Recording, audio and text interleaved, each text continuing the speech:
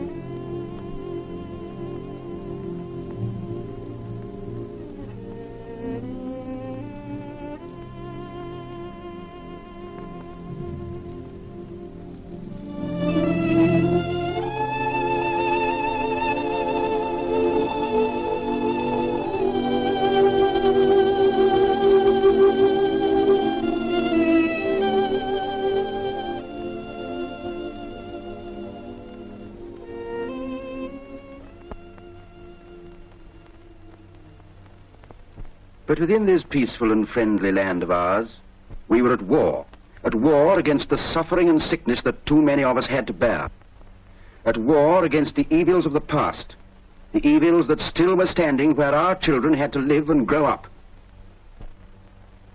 We were driving pain and misery from the lives of our people. We moved slowly, but we moved.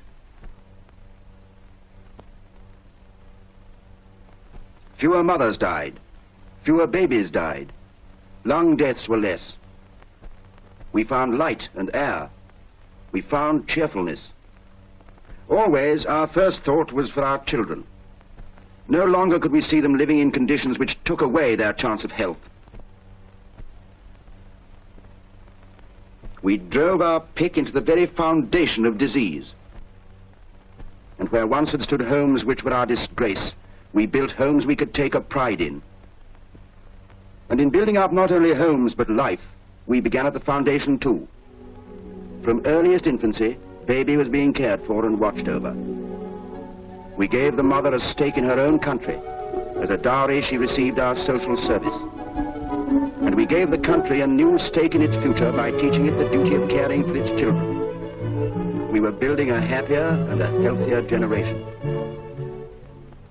The past was being nailed down once and for all. Out of its darkness, we were stepping towards light.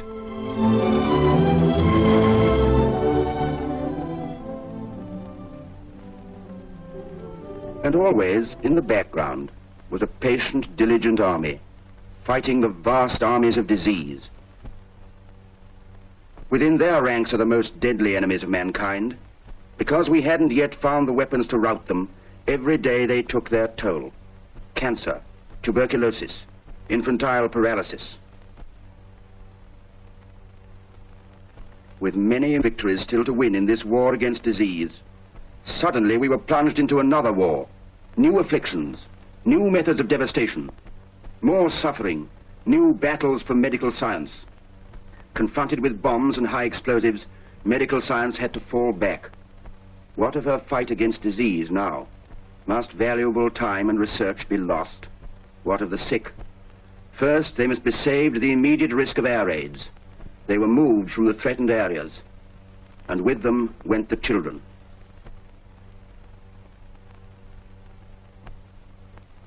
In the towns, the front line of modern war, the health services were organized to deal with the menace of air attack. The voluntary and municipal hospitals were linked together under one national health service. Taking the London area as an example, what has happened is this. The area has been divided into sectors, each with one of the big hospitals acting as parent. There was much organizing to be done and many problems to face. First, big hospitals in the danger area were made into advanced air raid casualty stations. They were kept partly cleared so that large numbers of casualties could receive treatment. Then we took over buildings suitable for large base hospitals. Many country institutions were taken over, and part of the nursing staffs and medical equipment from the danger areas were moved into them. But what about civilians? Even in a war, there are still the old peacetime ailments and the old peacetime dangers. Well, we've not been forgotten. We've only been asked to fit into the emergency system. Send ambulance at once to junction of Tottenham Court Road and Argyle Street. Serious accident. All right, we'll send. Somebody's run over. Right, a casualty, straight away. You don't necessarily have to be hit by a bomb to become a casualty. You may run into a bus, or into a bad attack of appendicitis. Whatever it is, no hospital, even in a danger area, will fail to give you attention if your case is urgent. Joan, who didn't look out after all, is now an urgent casualty. She's suffering from shock, which in itself calls for immediate treatment, as well as a fractured thigh and a wound in the neck. Joan is now undergoing treatment for shock. It's for this kind of treatment that blood donors have given such a great service. She's been given a transfusion of blood plasma. That's a white fluid which is drawn off from blood. During bombing raids, hundreds of lives have been saved by this treatment.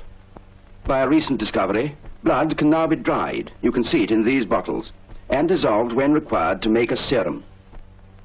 Unlike raw blood, plasma and serum can be stored for indefinite periods.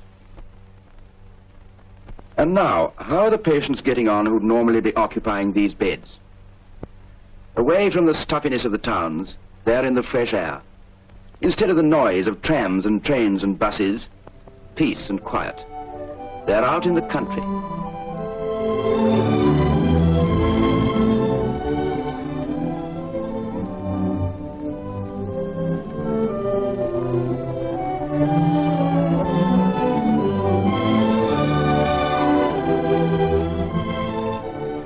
But to find beds for so many sick from the towns, new hospitals had to be created.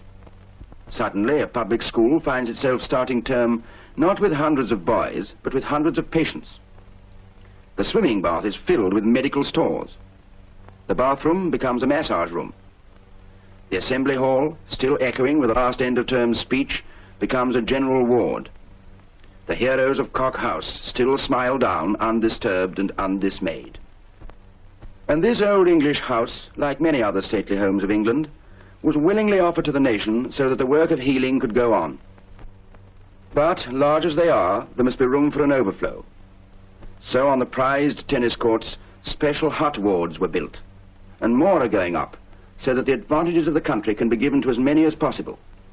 From the casualty hospital, therefore, all patients, as soon as they're well enough, are moved out to base hospitals or specialized centers. Joan, for instance, is off to the nearest plastic surgery center to have her neck attended to.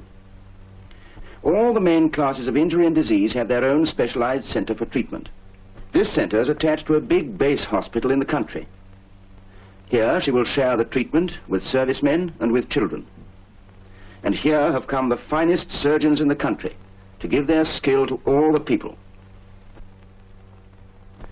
So this is how the emergency hospital system works. The center deals with the initial treatment of casualties. The safer districts with long-term and specialized treatment. Furthest out are the convalescent homes and the maternity hospitals. Here, in a converted country house or a school, the mother is made welcome for 2 or 3 weeks before her baby is born. She becomes the friend of the staff, and she gains confidence in their skill. When she brings another citizen into the world, he is born with something better than a silver spoon in his mouth.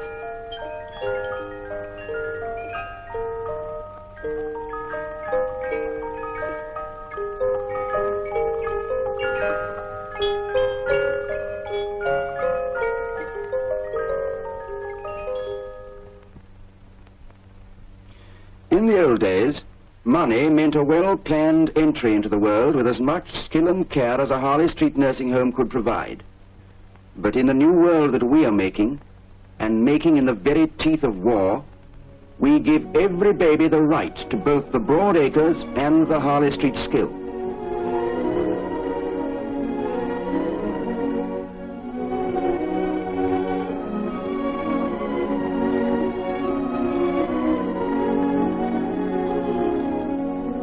And the broad acres still belong to the children when they come out of long clothes.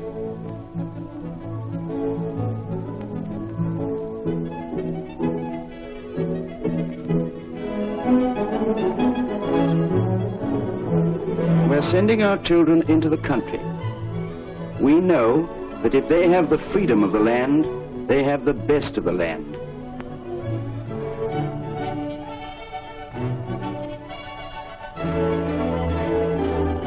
If we give them sunshine early enough, we hope they may never need a sick bed, but many still do, and we're giving them something that 1,000 hospitals can't give them. For green grass smells sweeter than any medicine bottle, and when a bed stands in the sunshine, it's the sunshine more than the bed that works the miracle.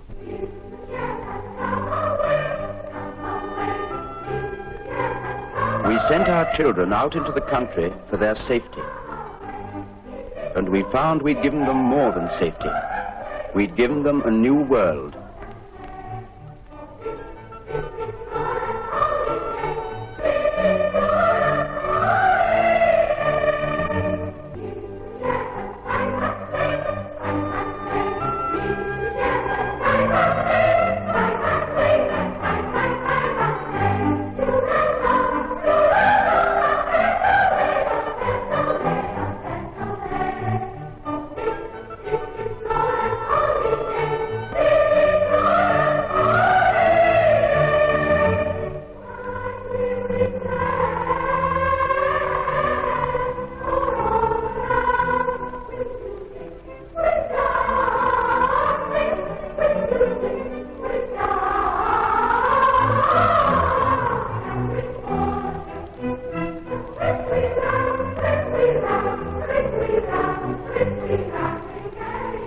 We are fighting for the right to devote our energy, our possessions, and our leisure to anything we choose.